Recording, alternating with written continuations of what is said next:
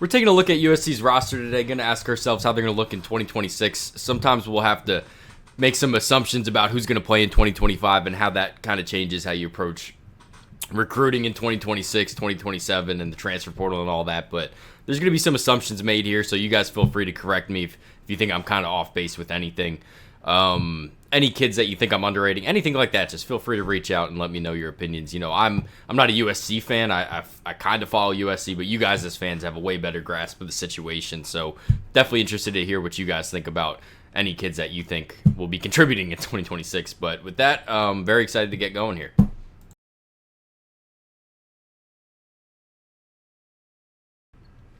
Before we get started with the offensive line, I'm just going to make a quick note on these color gradings here. The pinks are 5 stars. They aren't necessarily what they're rated coming out of high school. I relied on their 24/7 ratings, but a lot of these dudes I watched myself, and any information I could collect to upgrade guys, I did. I didn't really downgrade anybody, but that's what that is.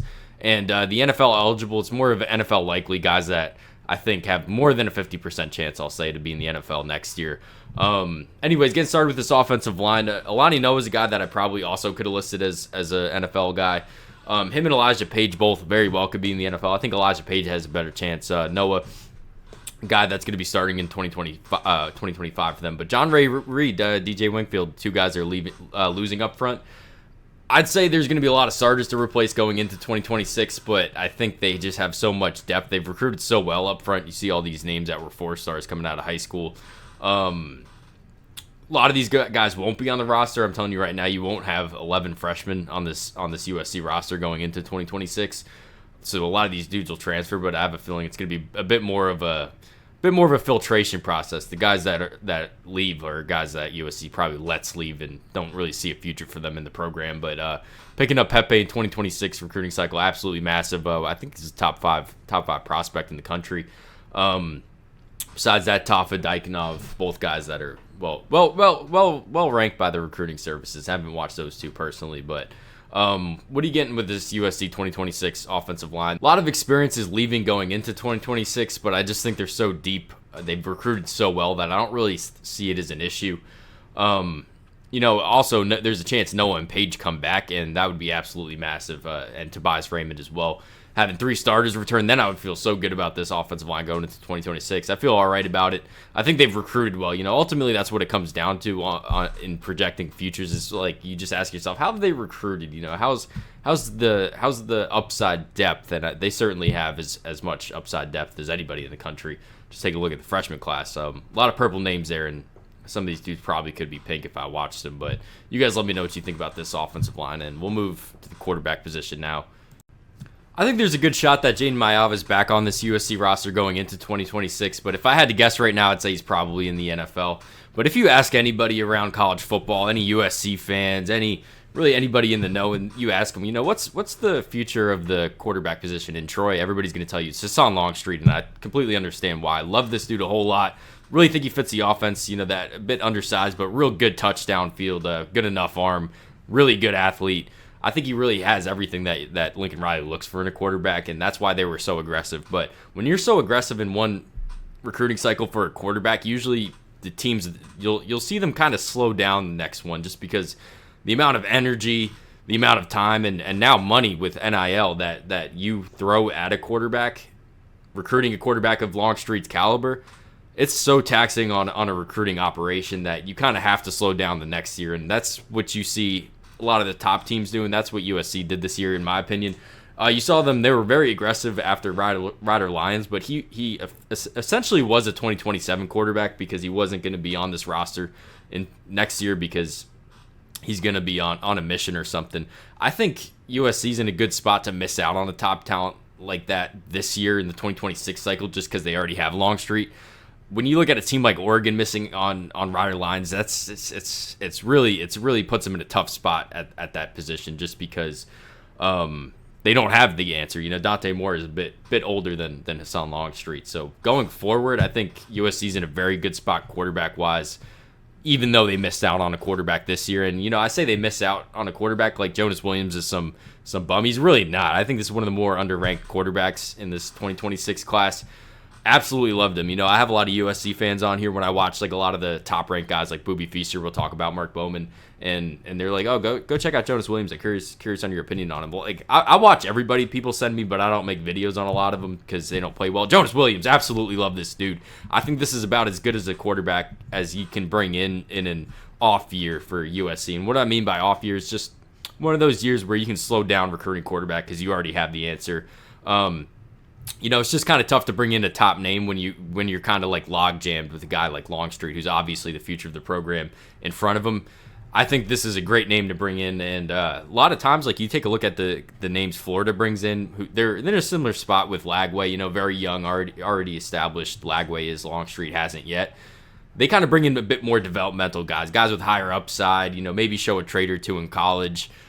I don't think that's the case with Jonas Williams. I think this kid's pretty polished, and I think he still has upside. But that's my opinion on this quarterback room. If Maiyava comes back, it's going to be an interesting conversation next year. But right now, I would expect that Longstreet's a starter in 2026, and then I would also expect them to bring in a transfer portal name, just because there's not going to be a whole lot of experience in this quarterback room. But that's my opinion on the quarterback. Moving on to this running back room, Eli Sanders is the only guy that's for sure not going to be on this 2026 roster. Waymon Jordan is a guy that very well could be in the NFL. Might be on this roster also. JUCO transfer. Very excited for him. If you had to ask me like my top 5 running backs that I'm excited to see kind of upgrade, Faison from Utah State to South Carolina. Excited for that guy if he ends up playing. Waymon Jordan's one of those names. Hutchinson's absolutely love watching the JUCO highlights. Anyone. I just like watching JUCO football, and this guy was one of the best JUCO running backs last year, the best JUCO running back last year. So very excited to see him take that step up against a higher level of competition. In 2025, this is like one of those things. I don't know if he plays really well, you will be in the NFL, but definitely a guy that could be back in 2026. Brian Jackson, when I watched him, I really liked him. Really like Brian Jackson's frame, 6 foot 230. Really think he carries his weight well for how big of a back he is. And then looking at the freshmen that they're bringing in this 2026 class, Rideau's one of my favorite running backs in this 26 class, and I'm not even just saying that because I really do like him. Sean Alston, I think they brought in 2 guys. Like it's like whenever I always make the Lightning and Thunder comparisons, and it always brings me back to like the 2004 USC. And it's not to say that any of these guys are Reggie Bush or Lendell White. But like if you look at the guys, the top talent in 2026, the big names, Jordan's a bit closer to Reggie Bush, Brian Jackson a bit closer to Lendell White, Rideau's a bit closer to Reggie Bush, Sean Alston's a bit closer to Reggie White. Just what they bring as power backs and as athletes, but never. I'm certainly not calling any of them Lendell White or Reggie Bush, but do think that they're in a good spot running back wise. I would like to see them if Waymon Jordan's gone. I will tell you this: I don't really think you can lean on the 2 freshmen in 2026, Rideau or Alston. I would like to see them bring in a name or 2 in the transfer portal, and I think this is a position that you would see them be aggressive in, to bring in kind of a second name behind Brian Jackson.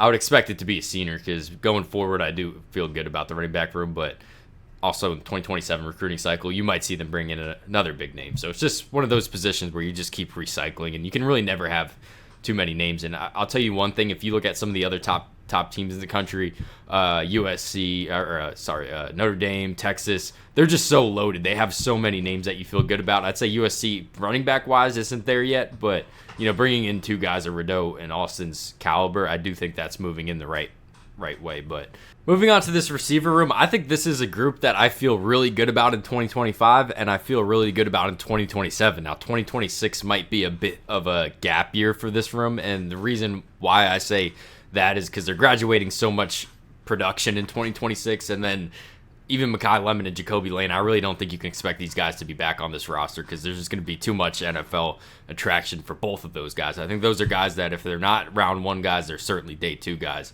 So I'd be very impressed if one of them were back, and I really don't think you could expect both of them to be back. So the one name I think that is going to produce a whole lot in 26 that will be back in this receiver room is Zacharias Williams. Might see him in handfuls in 25, and then he'll be a bigger name I would expect in 2026. I just think that they're so young at this position. Like you look at all these freshmen, all these guys that will be freshmen next year, I'd expect a lot of the guys that are in italics. They're freshmen in 2025. Expect them to redshirt. Boobie Feaster, man, I absolutely love this dude. I think he's one of my favorite. He is one of my favorite receivers in this 26 class. The thing with him is he's supposed to be in the class of 27. This guy reclassed. He's gonna be 17, I think, when he walks on into Los Angeles. So I don't really think you can expect him to produce all that much in 2026. Now, as he starts developing physically, I think he's already developed athletically, but more as a route runner, I think that's a guy that going to be very special talent for USC. Trent Mosley, kind of a similar skill set he's bringing. I just don't think he's quite as dynamic as Boobie Feaster. And then after that, Luck Weaver, Tizano, Baker, they're more of physical developmental guys, 6'1 plus, I think all those guys are. So like this receiver room in 25 for sure. I mean, it's one of the best receiver rooms going into next season. It just might be a bit of a gap year in 26, and I would also bet a whole lot of money that they're going to bring in a lot of top-end transfer portal talent just with the amount of receiving yards that aren't going to be back in 2026. I think this, I said they're going to be pretty aggressive at running back. If Jordan's gone, I think they're going to be even more aggressive in the transfer portal at receiver. So not necessarily a concern of mine, but more I just can't talk about names that aren't on this roster or aren't even committed. A lot of these names that you're going to be asking to contribute aren't even on this roster in 25. So that's the one thing. I just think that I think they'll close out strong recruiting wise, and then they'll bring in some big names in the transfer portal. Just wrapping up with this tight end room, I think they're in a pretty good spot to have a good room in 26. Walker Lyons, Joey Olsen, two guys that are pretty dynamic as pass catchers. Think you kind of split them out and ask them to be pretty productive in the pass game. Walter Matthews, a bit more of an inline prospect, a guy that's going to help out blocking. Mark Bowman, now the commit they have in this cycle, modern day tight end, best tight end in the country for sure. Not the biggest, but I can tell you right now he's the most dynamic. A guy that also I think would be a pretty good receiver in his own right, but he's just the thing that really stuck out with Mark Bowman was, to me, is just as good as a pass catcher as this dude is, and he's the best tight end pass catcher in the country. He just gets after it in the block game, in the run game. I think that's really why I liked him. And then you start remembering, oh wait, that was a sophomore film I just watched. He reclassed also, was supposed to be classed at 27. He's going to be a very good piece for USC going forward, but especially at tight end, it's one of those spots where you kind of have to develop a bit more physically till you can see the field. So as far as 2026 is concerned, I'm sure you'd see him.